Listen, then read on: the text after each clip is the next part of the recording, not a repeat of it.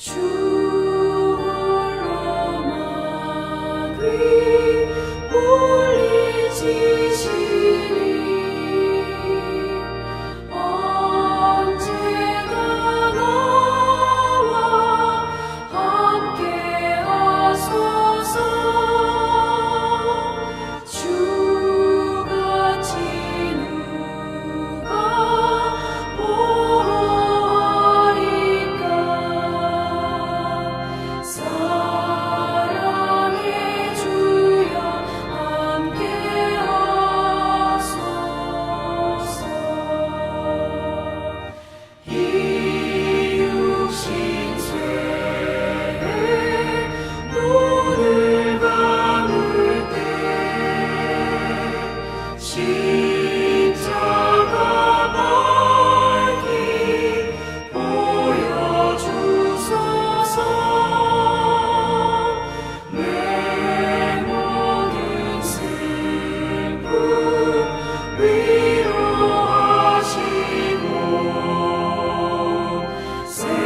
생명의 주여 함께 하소서. 아멘.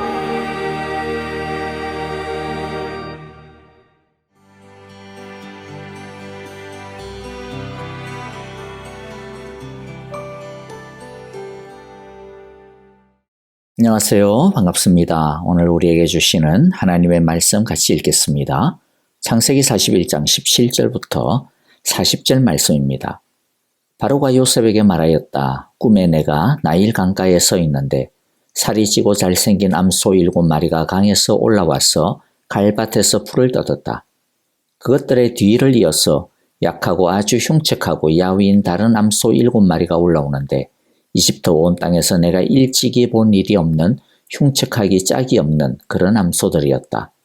그 야위고 흉측한 암소들은 먼저 올라온 기름진 암소 7마리를 잡아먹었다. 그 흉측한 암소들은 살이 찐 암소들을 잡아먹었는데도 여전히 굶은 암소처럼 흉측하였다. 그리고는 내가 깨어났다. 내가 또다시 꿈에 보니 한 줄기에서 자란 이삭 7개가 있는데 잘 여물고 실한 것들이었다. 그것들의 뒤를 이어서 다른 이삭 7개가 피어나오는데 열풍에 불어서 시들고 야위고 마른 것들이었다. 그 야윈 이삭이 잘 여문 7 이삭을 삼켜버렸다. 내가 이 꿈 이야기를 마술사와 현인들에게 들려주었지만 아무도 나에게 그 꿈을 해몽해 주지 못하였다. 요셉이 바로에게 말하였다. 임금님께서 2번 꾸신 꿈의 내용은 다 같은 것입니다. 임금님께서 장차 하셔야 할 일을 하나님이 보여주신 것입니다. 그 좋은 암소 7마리는 7회를 말하고 잘 여문 이삭 7개도 7회를 말하는 것입니다. 두 꿈이 다 같은 내용입니다. 뒤따라 나온 야위고 흉측한 암소 7마리나 열풍에 말라버린 쓸모없는 이삭 7개도 역시 7회를 말합니다. 이것들은 흉년 7회를 말하는 것입니다. 이제 제가 임금님께 말씀드린 바와 같이 임금님께서 앞으로 하셔야 할 일을 하나님이 보여주신 것입니다. 앞으로 올 7회 동안에는 온 이집트 땅에 큰 풍년이 될 것입니다. 그런데 곧 이어서 7회 동안 흉년이 될 것입니다.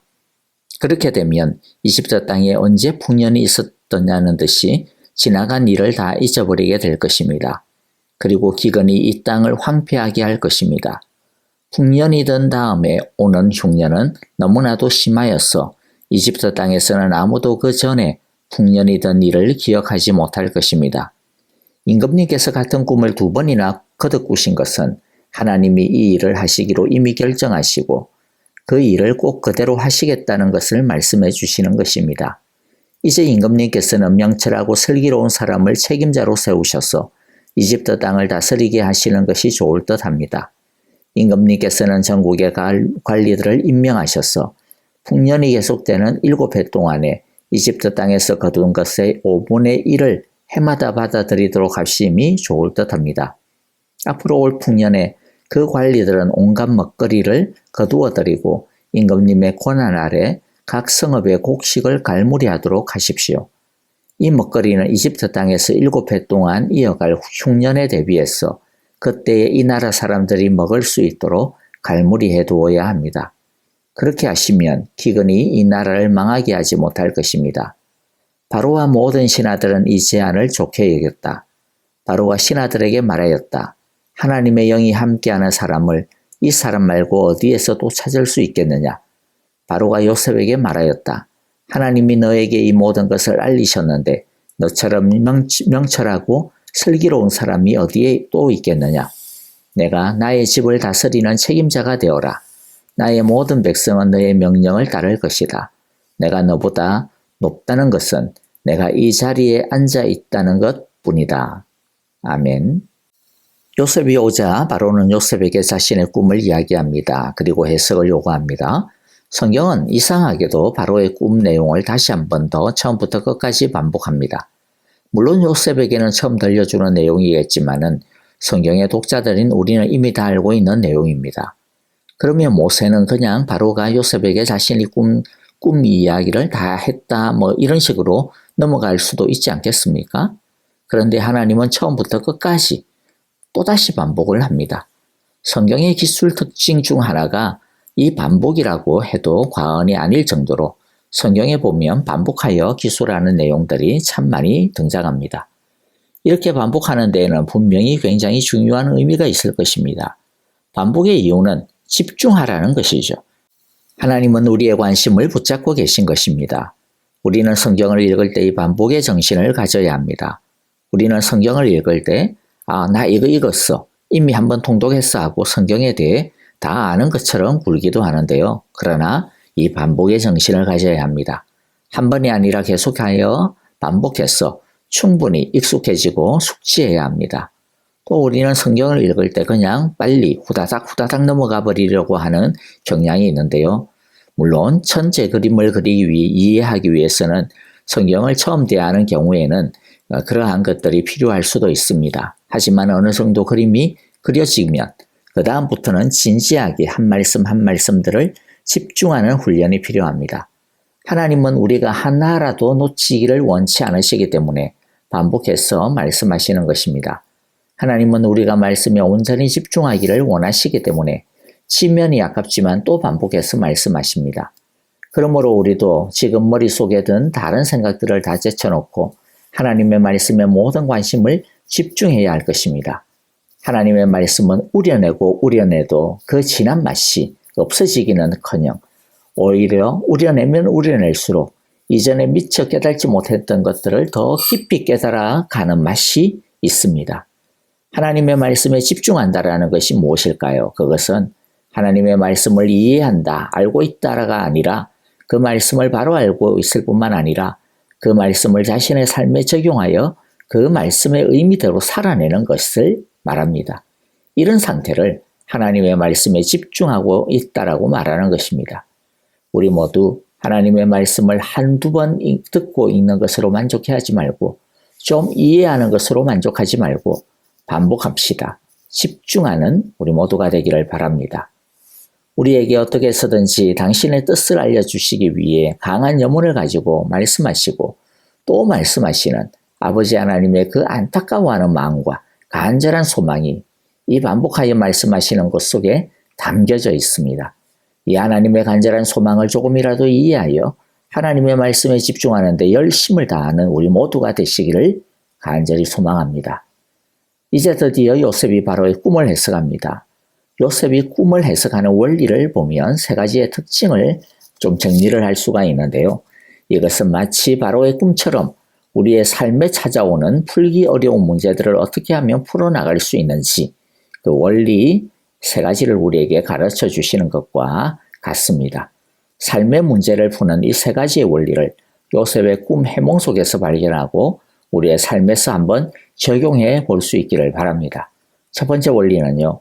요셉은 이 꿈을 해석하기 위해 당시 점술가들이나 신전의 무녀들이 꿈을 해석할 때 신탁을 받을 때 흔히 하듯이 어떤 환상, 어떤 흥분 상태, 엑스터시의 상태에 빠지려고 하지 않았습니다.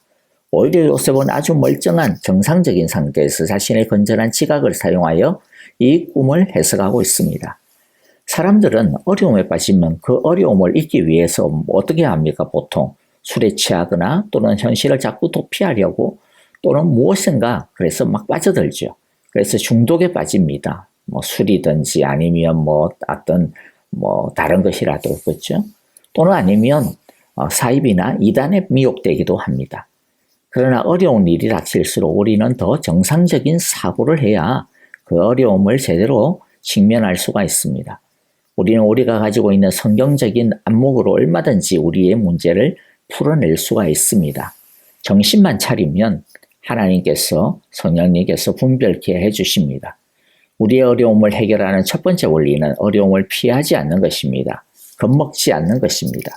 도리어 제정신을 똑바로 차리고 요셉처럼 하나님께 묻는 것이죠.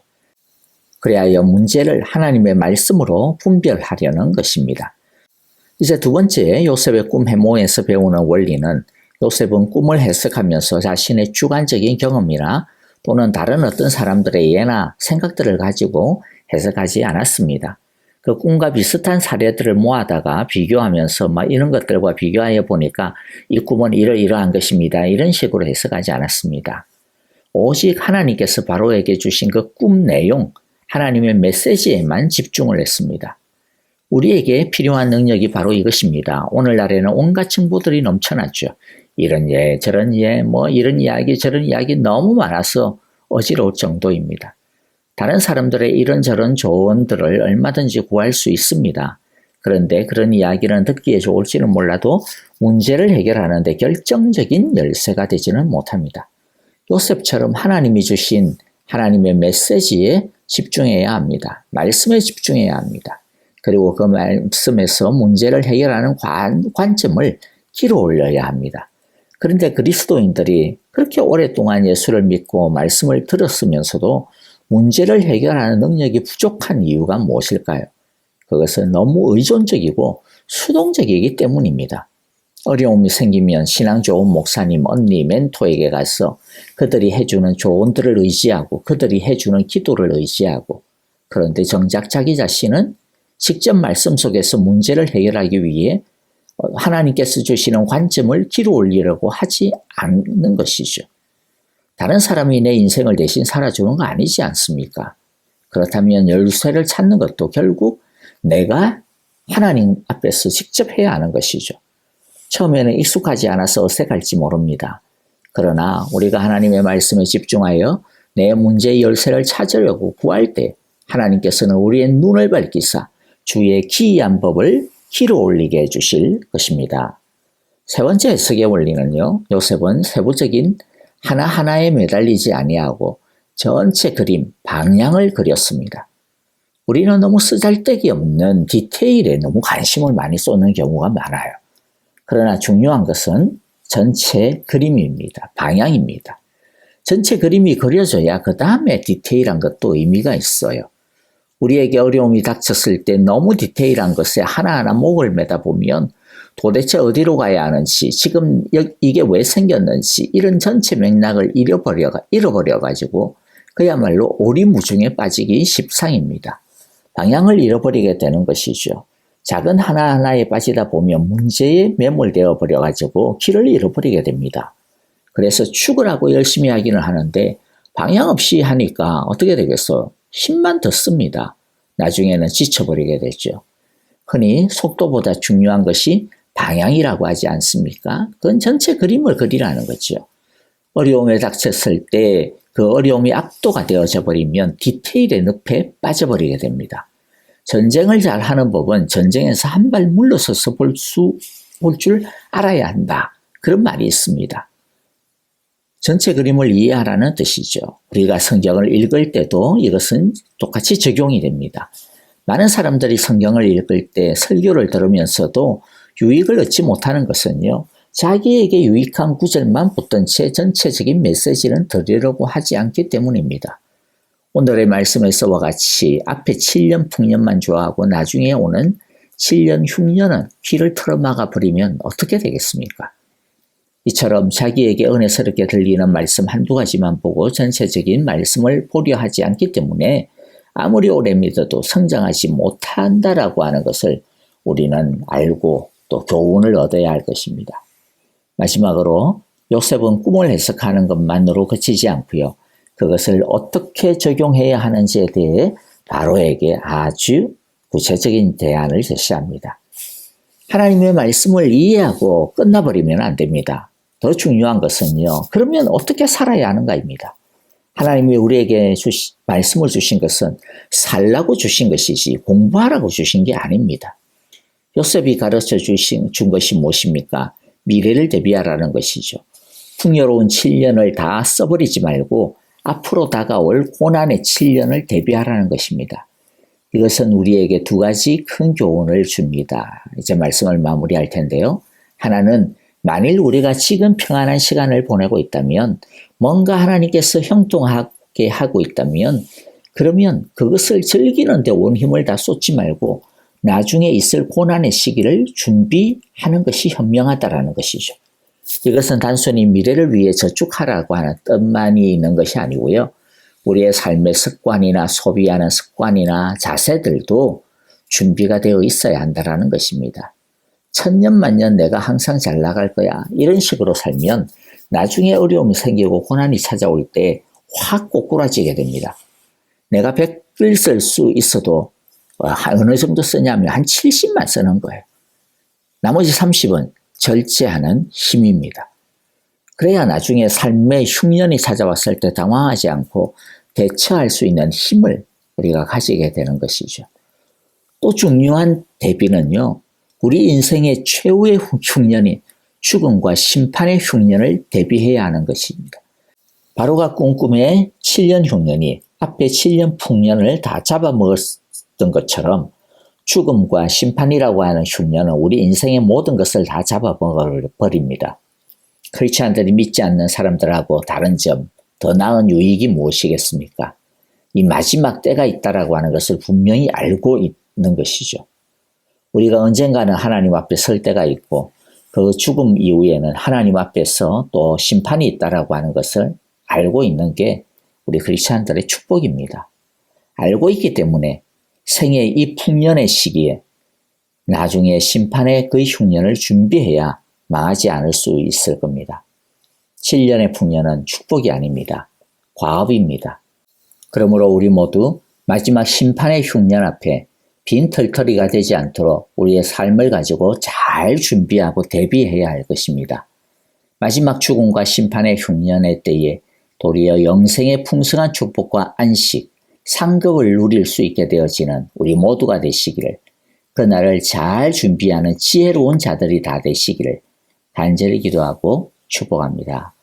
이제 우리 찬양 드리면서요, 오늘의 말씀을 가지고 우리 함께 또 기도하는 시간도 갖도록 하겠습니다. 또 기도해 주실 때 우리 교회와 또 형제 자매들을 위해서 기도해 주시고요. 특별히 우리 항암 치료 이제 거의 마지막 막바지 받고 계시는 우리 이진구 집사님 위해서 기도해 주시고요. 또 우리 목장 식구들 돌아보시면서 기도하고, 또 우리 목장 선교사님들 또 우리 함께 기도했으면 좋겠습니다. 다 함께 찬양 드리며 기도하겠습니다.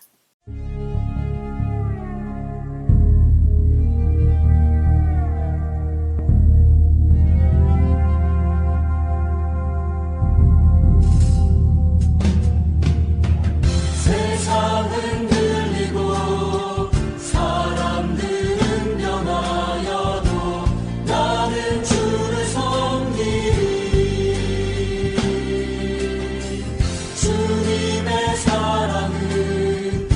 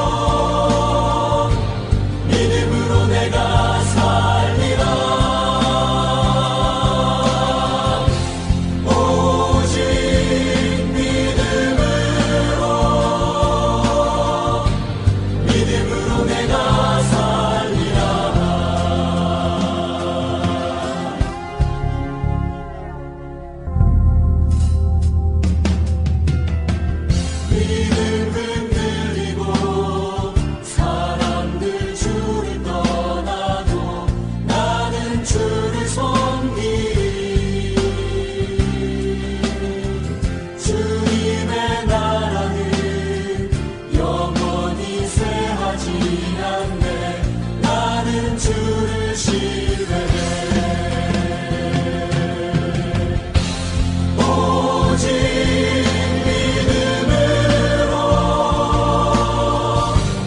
믿음으로 내가 살리라 오직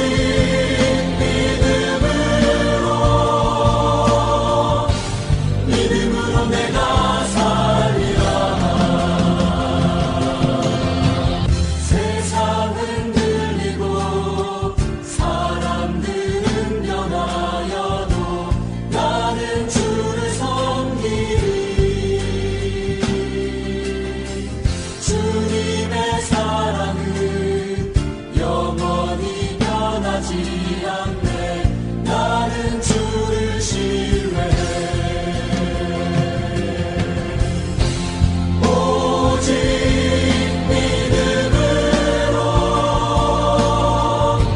믿음으로 내가 살리라 오직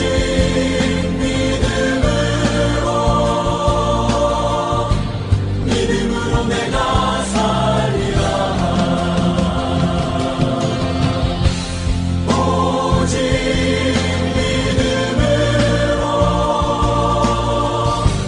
믿음으로 내가 살리라 오직